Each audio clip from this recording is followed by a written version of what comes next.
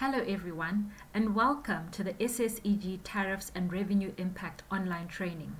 Over the next 2 weeks, we will help you gain a better understanding of how SSEG tariffs actually work. And through this process, you will also develop a tariff for your municipality. This tariff should help you to either minimize or eliminate the impact of SSEG on your municipality's revenue.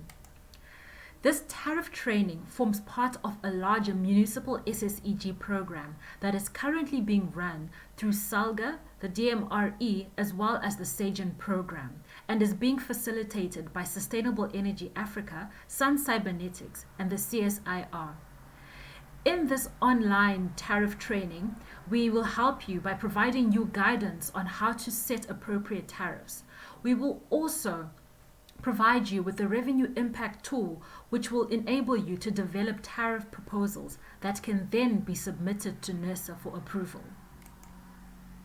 In today's video, we will look at the commercial and residential demand profiles, as well as how small-scale embedded generation from solar can impact these demand profiles. After this, we will look at SSEG tariff analysis, looking at the different structures as well as the different payment methods. Following on from this, we will look at various case studies investigating the potential revenue impact that different tariff structures could have on your municipality. This will then be ended off by recommendations that we have developed on how to develop or produce sensible SSEG tariffs. So to start off, in order for you to develop an appropriate SSEG tariff, you need to have a good understanding of your customer's demand profile, as well as the profile from your small-scale embedded generator. So what you have before you right now is the demand profile for a typical commercial building, highlighted in blue. You also have the profile or generation profile for a solar generator, and that's here in red. And what you can immediately see is that these two profiles follow similar trajectories. They increase in the early part of the day, plateau off during the afternoon or during the latter part of the day, and right at the end, they taper off as the day progresses. So depending on the size of solar generator that has been installed, commercial buildings are capable of consuming the amount of solar that they generate. And as a result, they will require less electricity to be drawn from the grid. Furthermore, that also means that they'll also export less solar electricity onto the municipality's grid. From the analysis that we have conducted, we have found that at present, commercial SSEG systems make a lot of financial sense. In fact, these systems can be paid back in just under 4 years. And so we think that this is a definite no-brainer. For residential systems, on the other hand, we know that the peak of residential systems, of residential demand profiles, are experienced in the morning and in the evening, whereas solar is predominantly generated throughout the day when most of these residential customers are away from home.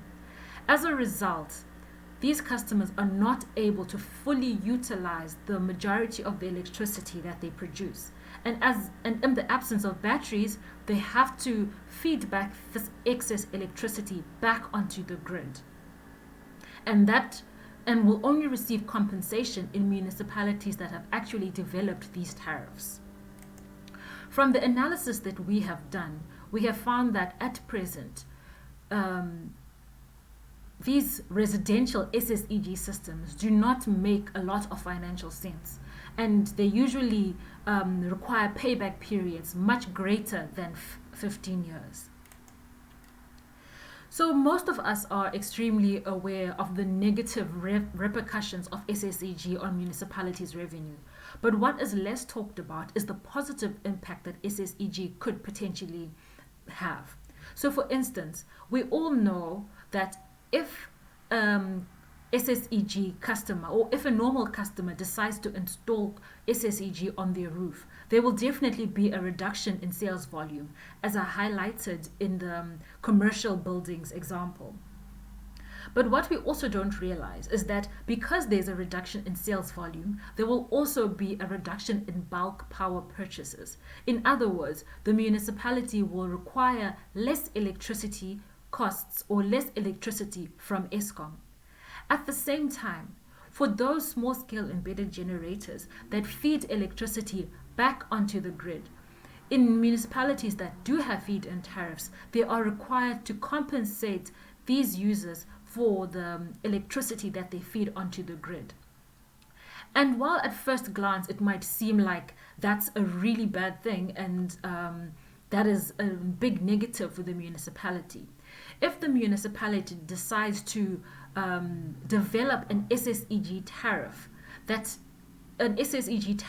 with a feed-in component that is cheaper than the electricity, or that is smaller than the electricity cost from Eskom, this provides the municipality with cheaper electricity to on-sell. At the same time, because this electricity from the SSEG customer does not have to travel as long distances as electricity from Eskom, there is a reduction in technical losses. And all these things are positives that the municipality could benefit from with the introduction of small-scale embedded generators. We also need to have a good understanding of the costs that are incurred by electricity distributors when we are developing these tariffs of ours. So these costs, can be classified as either variable costs or fixed costs.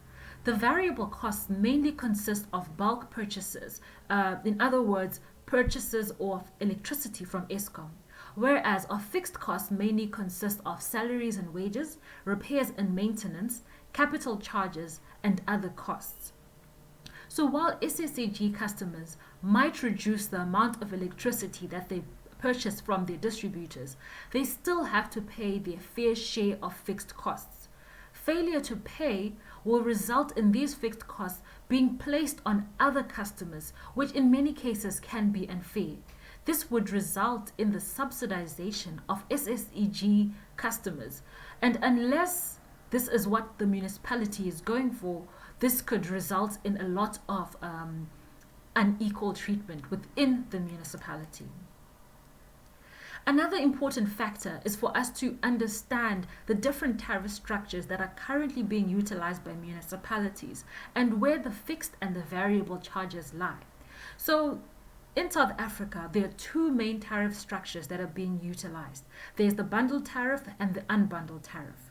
In the bundled tariff, all the costs that are incurred by the municipality are charged as one volumetric energy charge in cents per kilowatt hour. For the unbundled tariff, all the costs that are incurred by the municipality are separated and charged as a fixed charge in rands per month and an energy charge in cents per kilowatt hour. In our tariff training, we advise that any SSEG tariffs that are developed are actually unbundled to ensure that the SSEG customer pays their fair share of the fixed costs. And this here is a typical SSEG tariff structure. It includes a fixed charge, an energy charge, and an export tariff. So starting off with the fixed charge, this is usually charged in rands per month. It's also called a basic charge, a connection charge, or a monthly charge. The energy charge is usually in cents per kilowatt hour, and it can either be called an import tariff or a variable charge. Finally, we've got an export tariff, which is also in cents per kilowatt hour, and this is sometimes called a feed-in tariff or a credit. So the way that SSEG customers are compensated in municipalities and in other electricity distributors is either through net metering or net billing. Through net metering, in your monthly bill, the kilowatts that you export onto the grid are equivalent to the kilowatts that you export onto the grid, and the cents per kilowatt hour have the same rate. In essence, your meter reverses. For the net billing, you have a different tariff for the import and export, and this usually requires a bidirectional meter. So now that you have some understanding or an overall understanding of SSEG tariffs, I'm sure you're wondering, okay, but how will I know whether or not the tariff that I have developed is good enough? So in our tariff training, online tariff training session, we utilize a revenue impact model. And this revenue impact model looks at the percent change in the municipality's revenue after the installation of SSEG by different customers within the municipality. We also utilize this revenue impact model or tariff tool in the development of tariffs, in which we will encounter in the following sessions. So we utilized this tariff tool to investigate SSEG tariffs in 4 municipalities, 2 metros and 2 intermediary cities. And what you can see to your left is a normal residential customer who hasn't installed SSEG. And what you find to the right are the tariffs associated with the residential customer that has installed SSEG. So when we first looked at the SSEG tariffs, the first thing that struck us was just how different these tariffs are. So for instance, in Metro 1, a normal residential customer pays 171 cents per kilowatt hour bundled charge. After the installation of SSEG, these customers are expected to pay a fixed monthly charge of 245 rands per month, and this also an export tariff of 74 cents per kilowatt hour. In Metro 2, normal residential customers have an IBT tariff ranging from 142 to 195 cents per kilowatt hour. After the installation of SSEG, 160 rands per month fixed charge is introduced, as well as an export tariff of only 10 cents per kilowatt hour. In Intermediary City 1, normal residential customers are charged 176 cents per kilowatt hour. After the installation of SSEG, a fixed monthly charge of 380 rands per month is introduced. The import tariff is converted into a time of use tariff, which ranges from 82 to 325 cents per kilowatt hour. An export time of use tariff is also introduced, which ranges from 42 cents to 295 cents per kilowatt hour. In Intermediary City 2, normal residential customers are already paying a fixed monthly charge of 402 rands per month, as well as an import tariff of 154 cents per kilowatt hour. After the installation of SSEG, a customer will remain on the same tariff, and an export tariff equivalent to the import tariff is included, which in essence means that Intermediary City 2 is practicing net metering. So we looked at these tariffs and we found that the fixed monthly charge ranged from as little as 160 rands per month to as much as 402 rands per month. And the export tariff ranged from 10 cents per kilowatt hour to as much as 295 cents per kilowatt hour.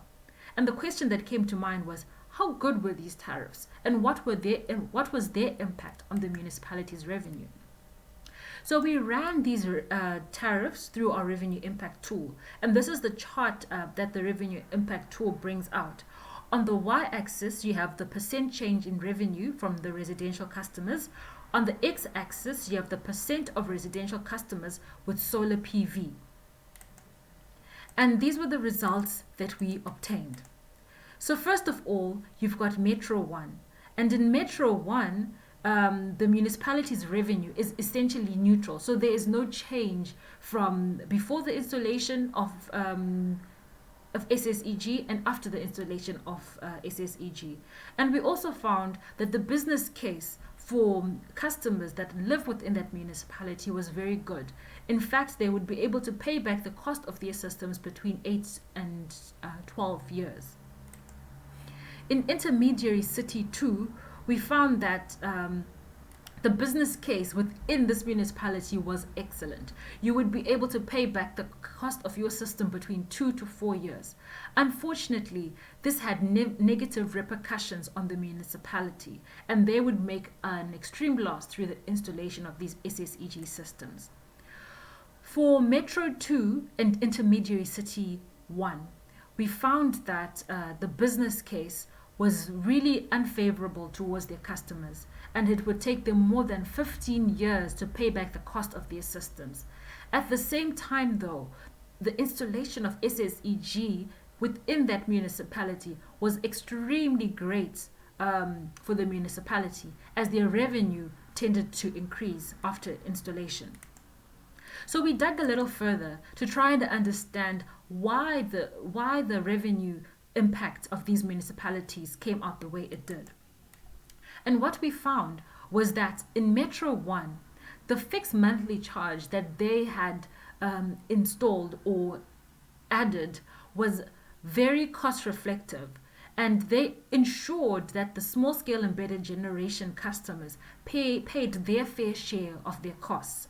They also ensured that the export tariff that they included was equivalent to the bulk purchase costs. So in essence, it really did not make a difference whether or not the municipality purchased electricity from a small-scale embedded generator or purchased electricity from ESCOM. It was all the same. And as a result, they were revenue neutral.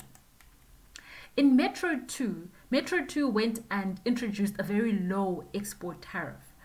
And what happened was that with this low export tariff, the residents that lived within that municipality did not have a very favorable business case, even though this was extremely good for the municipality. For Intermediary City 1, the city went and introduced a very high fixed charge, which wasn't initially there for the non-SSEG customers. And as a result of this increased fixed charge, the municipality was able to become revenue positive. What this municipality also did is that they introduced a time of use tariff, which ranged from 42 cents per kilowatt hour to 295 cents per kilowatt hour. And this was on a time of use basis. So 42 cents off peak and 295 cents during peak time. And while this might initially look like an excellent idea, from what we all know, there is very little solar generation during peak time in South Africa. Usually there's little sunshine during those times. So it's very rare for these small-scale embedded generation customers to ever realize that 295 cents per kilowatt hour. But it did provide good public perception and improve SSEG installations. In Intermediary City 2, the municipality basically provides or subscribes to net metering, as I explained before. And as a result, this municipality is paying 195 cents per kilowatt hour for electricity from a small-scale embedded generator, instead of paying between 40 and 70 cents per kilowatt hour from ESCOM if they're on a megaflex tariff. And as a result, this becomes extremely unfeasible or unreasonable for that municipality to be able to cater for small-scale embedded generation. And that is one of the biggest issues or one of the biggest challenges around the net metering approach. So after all the different analyses that we have done from these 4 cities as well as other cities that we have looked at, we went and we developed what we think is a sensible approach towards developing residential SSEG tariffs. The biggest principle or the most fundamental principle that we subscribe to is the development of a cost-reflective tariff. Unfortunately, as most of us know, in South Africa, there are very few South African municipalities that have been able to conduct these cost of supply studies. This is mainly due to a lack of resources. And so in the absence of these cost of supply studies, we have found that a sensible SSEG tariff could have a fixed charge of between 200 to 400 rands per month. a municipality would be able to keep its energy charge the same as it was before, and an export tariff should be equal to the avoided costs, which could be between 50 to 70 cents per kilowatt hour, depending on where the municipality is. In other words, they could either purchase from an SSEG customer or purchase from Eskom itself, and it would make no difference. So after we conducted our analysis of the residential sector, we also went and looked at the impact of SSEG on the commercial sector. So the tariffs that we found or analyzed within those 4 municipalities showed that non-SSEG customers were already paying a fixed charge, a demand charge, and a time of use charge. And the only difference for the SSEG customers was that the municipalities went and introduced an export tariff in cents per kilowatt hour. And from the analysis in the revenue impact tool, we found that there was minimum change in the revenue of the municipality from the installation of commercial SSEG systems. And this is primarily because the tariff remains the same. You have the same fixed charge, the same demand charge, the same import tariff. And the introduction of the export tariff doesn't have a large impact. And this is primarily because of how the demand profile of the commercial customer fits so well with the solar generation profile. And as a result, the commercial SSEG customers utilize the majority of the SSEG that they generate and do not feed back any onto the grid. Therefore, there is very little impact through the installation of SSEG. So the key take-home messages from today's video is that there will be a rapid uptake of SSEG, and this does have a potential to impact municipalities' revenue. And we really can't stress this enough, that SSEG tariff setting should be informed by a detailed cost of supply study. And when these tariffs are developed, municipalities and electricity distributors need to balance the interests of not only themselves, but also for their customers. And we also are certain of, and we hope that you will be able to witness this over the next few weeks, that municipality revenue can be protected whilst ensuring a reasonable business case for SSEG customers. So, thank you very much for paying attention within today's video. The next steps are that we will have a live question and answer session within the next few days. This will be followed by a quiz which you would need to submit. The next overall sessions will be the tariff and revenue impact detailed analysis, as well as a workshop focusing on tariff development. If you would like further information on tariffs or anything more about the SSEG program that we are currently running, you can head off to www.sseg.org.za. Thank you very much and enjoy the rest of your day.